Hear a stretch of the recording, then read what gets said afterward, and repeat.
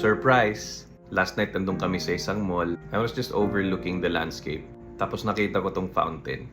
Seemingly ordinary. Tapos later suddenly, may ibang nangyari.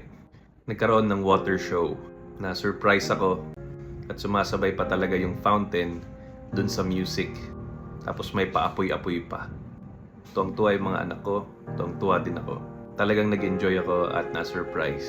Siguro gusto ko lang i-share sa inyo that our God is a God of surprises. Baka you're going through some struggles, some difficulties, o di kaya parang you're trying to find meaning in your life. Yung feeling lost ka. But alam nyo, just continue to be faithful because God will surprise you. He will give you an unexpected blessing that will make you happy, that will delight you, and that will help solve many of your problems. If you read the Bible, maraming nakakamanghang ginawa si God. The parting of the Red Sea, yung mga milagro ni Jesus, lalo na yung si Lazarus, namatay na nga, pero nabuhay pa rin. At ang pinaka-the best surprise, yung namatay si Cristo for 3 days, at nabuhay siya muli. Surprise!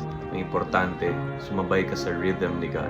Tulad ng fountain na sumabay sa rhythm ng music, let us do our best to follow God's commandments, to be sensitive to His Word. Yun yung music niya. Yun yung kailangan natin sundin.